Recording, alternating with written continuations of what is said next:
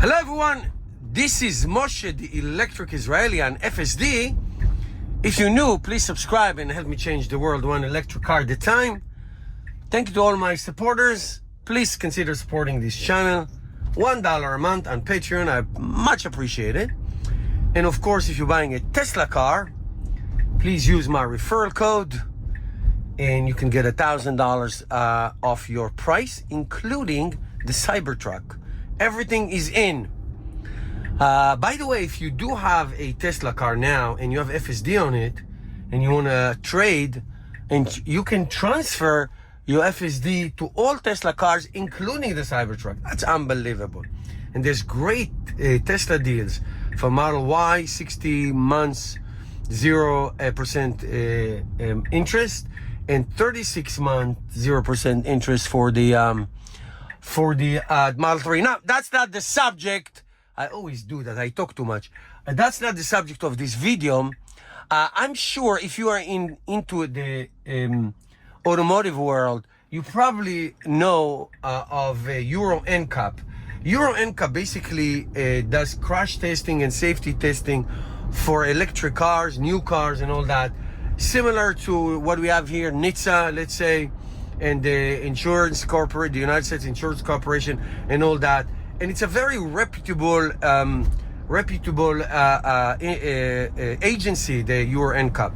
I watch their videos all the time. If anything new comes up, I always watch it. I really like that.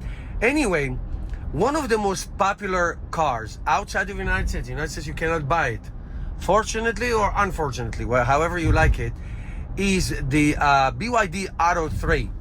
It's a very popular car. It's the best seller in Israel, my homeland.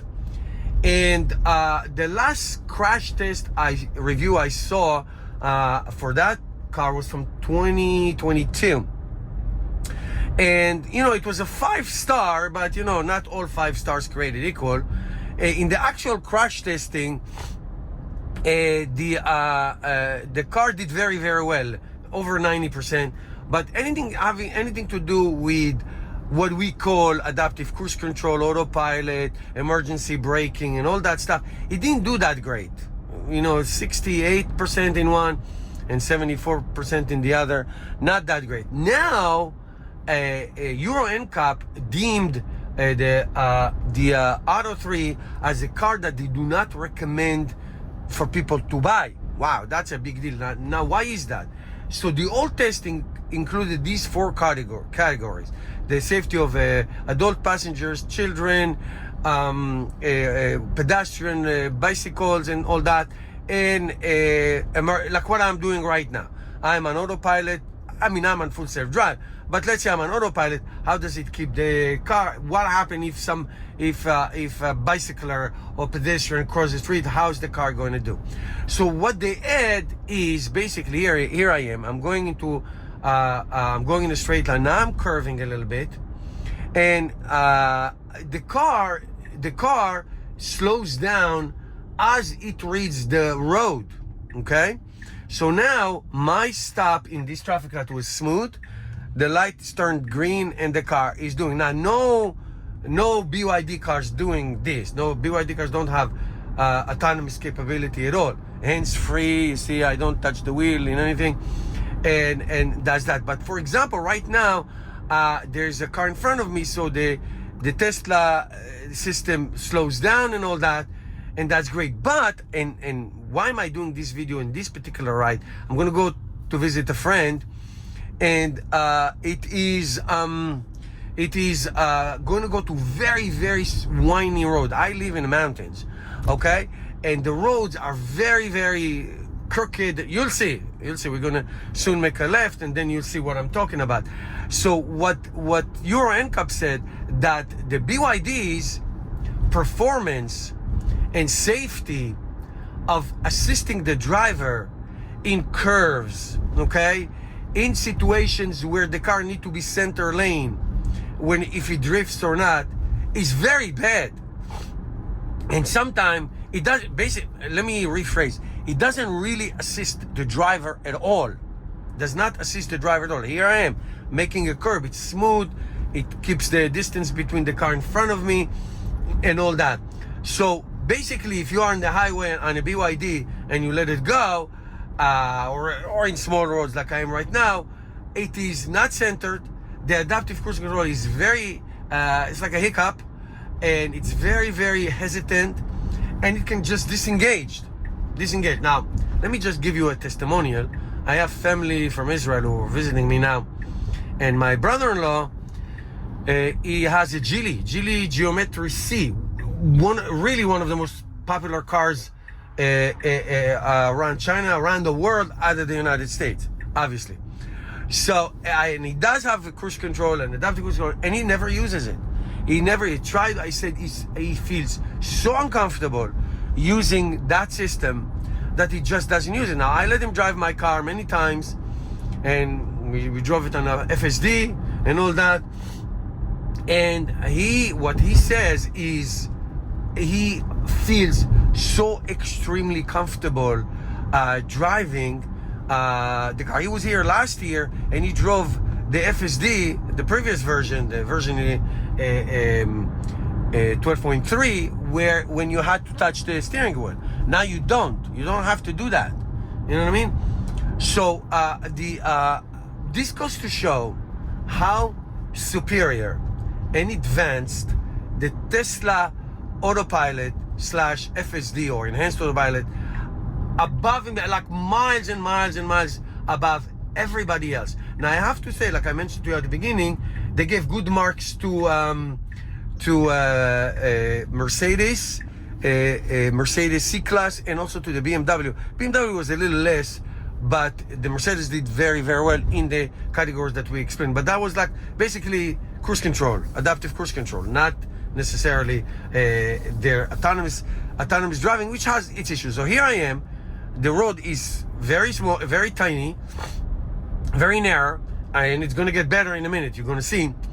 And what they say is that it is completely and totally not a good driver assist. Not a good driver assist at all.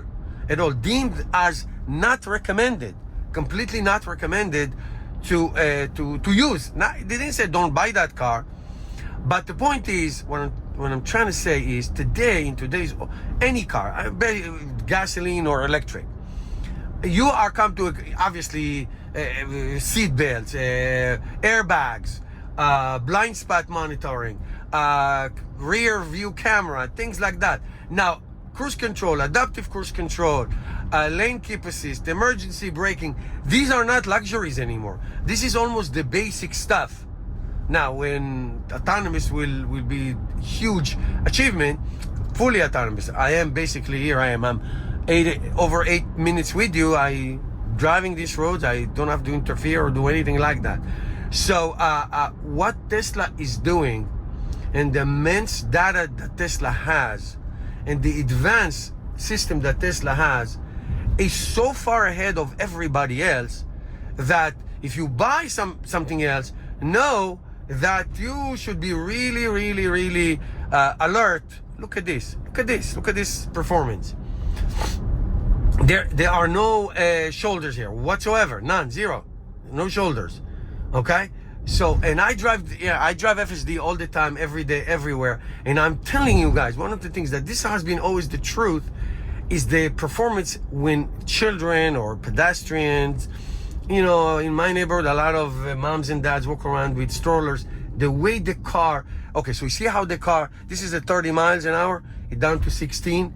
It knows to slow down. I'm going over a very narrow bridge. It's a single lane, and it's going 17 miles an hour. So what I'm trying to say again, here we go. It's at 15, 16 miles an hour. This road has no lanes in the car coming in front of me, and it knows how to slow down. But they said that the BYD, that particular BYD, here's a cyclist, as I told you about, the BYD that they tested will not adjust to the speed limit. Okay, so now we're in 25 mile an hour road. So before, when we were in 30 miles an hour road, the car by itself knew how to slow down. before the curve. Now it's going 29 on a 25 because I set up the car to do 10% more, meaning it knows how to adjust to the curves of the road. That is the point. That is unbelievable. It's really an unbelievable achievement of the Tesla systems. Okay, let me just make this right turn with you so you can see. But if there is a testimonial of what Tesla cars and what Tesla system are doing, you appreciate it. I'm telling you guys, you appreciate it only when you drive it. Only when you drive it, you appreciate this, this little creep and going up. Okay, guys, thank you for watching.